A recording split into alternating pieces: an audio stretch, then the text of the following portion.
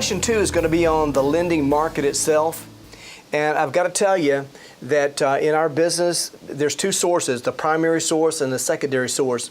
You're going to be more concerned about the primary source because our job is to locate lenders that, first of all, that are reputable and that they do what they say. And don't rely on just one lender. Have 3 or 4 lenders that you can call on to make sure that they get the loan done.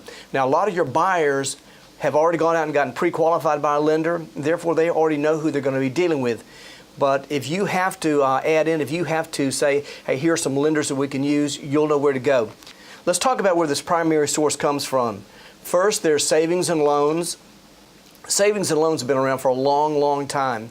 And they mainly make loans for residential properties. They had some problems back in the 1980s, but I think they've overcome most of those now.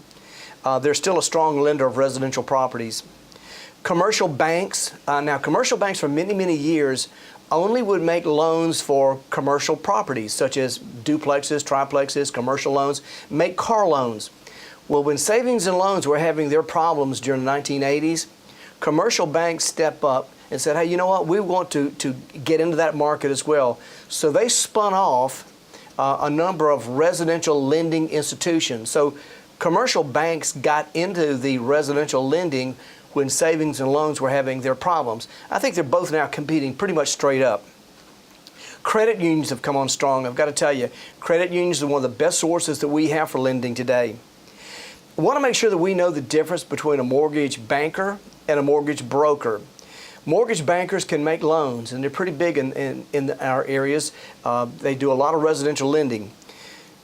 A mortgage broker is simply a person or a company that's set up where they bring borrowers and money together for a fee. In other words, mortgage brokers can't make loans. Mortgage brokers can't approve loans. Another major source of especially commercial loans is life insurance companies. And let me tell you why life insurance companies are so important. First of all, they can make some huge loans out there where commercial banks can't. The reason they can is because of their liquidity. Whether you know this or not, insurance companies are quite wealthy. They've got a lot of cash on hand. But also is important, insurance companies are only regulated in the states that they do business. They are not federally regulated. So therefore, when you're dealing with regulatory aspects of lending, it's so much easier if you can bypass the federal government and all their bureaucracy and go straight to the source. Life insurance companies are so easy to work with. There's also some private funding out there. It's available. It's not readily available, but it's out there. Let's talk about some of the other things. The Federal Depositors Insurance Corporation, just remember that this is an insurance for federally chartered banks. As far as the secondary market is concerned, we talked about the primary, now let's talk about secondary. Not that you're going to be involved with it, but I think that you need to understand it a little bit anyway so that you know how the primary market is having to work. Typically speaking, that secondary mortgage market is that market that buys mortgages and notes from the primary market. And what that basically does, it frees up money. It puts money back into the primary market so that they can make more loans. Now, before a secondary investor buys a loan from a bank, they're going to request an Estoppel Certificate. And let me tell you what that is.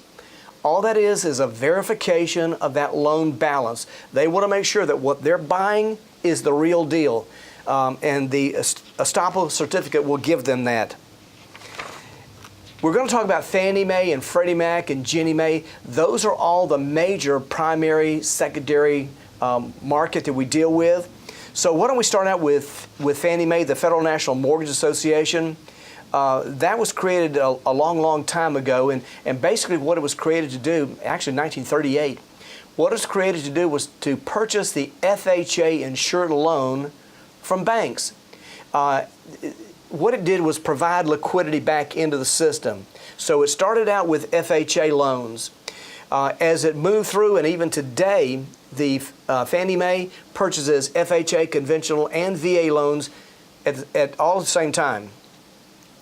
Freddie Mac, the Federal Home Loan Mortgage Corporation, was created in 1970, basically to compete with Fannie Mae, but also to add in one other factor. It was created and designed specifically to purchase conventional loans from S&Ls. And that's when S&Ls were becoming very strong.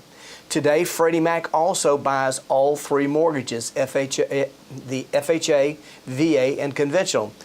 Now, Ginnie Mae, the Government National Mortgage Association, let me explain that one. That's a government subsidy, and what it does, it subsidizes interest rates. And it works through a program called the Tandem Plan with Fannie Mae. And let me explain that. If the average interest rate in the marketplace is, let's say, 8%, and there's going to be some loans made to deserving individuals or whatever at, say, a 5% loan. Well, that's not market rate. And what will happen is that the bank will make the loan at 5%. They'll sell it to Fannie Mae at 5%. Fannie Mae will transfer it to Ginnie Mae's portfolio, and Ginnie Mae will subsidize the 3% difference. And everybody's happy. The banks get their 8%, and that homeowner, that borrower, gets that 5% interest loan. As far as some of the other secondary mortgage market participants, I've got to tell you, the REITs, Real Estate Investment Trust, I took a shot at it, the Mortgage Trust. Didn't do a great job, but they're out there.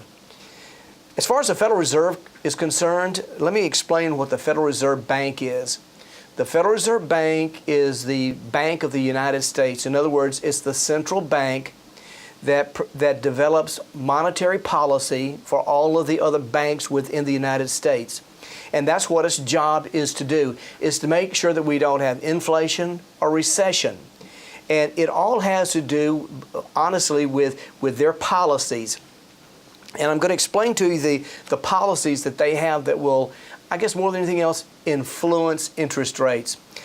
One of the first ones is the changing of the discount rate. Now let me tell you what that is. The discount rate is the interest rate that the Federal Reserve Bank charges participating banks to borrow money from them. Now let me say this, that banks have two ways of borrowing money or getting money. They can either get it from us citizens through savings accounts, or they can borrow it from the Federal Reserve Bank. And if they're borrowing it from the Federal Reserve Bank at, let's say, 4% interest, they're not going to pay us 4% interest for our savings accounts. For a long time, the discount rate was running about 7%. And therefore, we could get a 5% savings account because they competed. As the discount rate lowers, interest rates on borrowing money also lowers. But the problem with that is that as the discount rate goes down, and right now it's about 0.5%, savings accounts on the other side of that, you can't get any more. You can't get more than 0.5%. In fact, most savings accounts are less than that. So those two kind of compete for money. Another way that the Federal Reserve can influence money is the change of the reserve requirement. Now, a lot of people don't understand this, is that as an intermediary, which banks are, savings and loans and credit unions, when you put money into their system, the bulk of that money can be invested out, which means that they're required to keep a certain percent on hand in case there's a problem.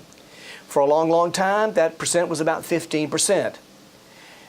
About 2005, it got down to about 5%. Well, that was at a critical stage. It was not good. And when we had the banking crisis, what happened was there wasn't enough money in reserve to be able to pay for, I guess, foreclosures. Right now, that reserve requirement has been raised to 8%. And so banks are right now running around trying to figure out how they can get money back into their system to get it from that 5% mark back up to the 8% mark. The last thing that the Federal Reserve can do to influence money is the open market operation. And the open market operation simply means that they have a printing press. And the Federal Reserve Bank, believe this or not, lends money to the United States government. The Federal Reserve Bank also lends money to other governments. And there's a certain supply of money in the system. And when you talk about supply and demand, as that supply side lowers, interest rates go up. And so when the Federal Reserve takes money and lends it to governments, particularly the United States government, it takes money out of the supply side that the Federal Reserve has, which causes interest rates to go up. So anytime that governments are pulling money out of that system, chances are it's going to create interest rates to go up. The way that the Federal Reserve, however, has overcome that issue, they got a printing press. And so what they've done is that they've kicked that printing press into high gear and made sure a lot of money was funneled back into the Federal Reserve Bank, so that as governments suck it out, there's still enough money in there to keep interest rates low. And that's all we have for this particular chapter. And what I'd like to do right now is review with you the important information in that chapter. Commercial banks expanded into the residential market during the 1980s because of the S&L crisis. Mortgage brokers cannot make or approve loans, but do bring borrowers and lenders together for a fee. Life insurance companies are the largest lender of large commercial projects because they have a lot of money, a lot of liquidity, and also they're limited in regulation. Remember, they're not regulated by the federal government. The secondary mortgage market provides liquidity to the primary lenders. An Estoppel Certificate is a verification of a loan balance. Ginnie Mae provides subsidized loans and subsidized interest rates by working jointly with Fannie Mae through a program known as the Tandem Plan. Freddie Mac was created to purchase conventional mortgages from savings and loans. The Federal Reserve sets monetary policy for the United States banks. The feds can manipulate interest rates up or down by changing either the reserve requirement, the discount rate, or implementing open market operations that will change interest rates. And that's all we have for this particular chapter.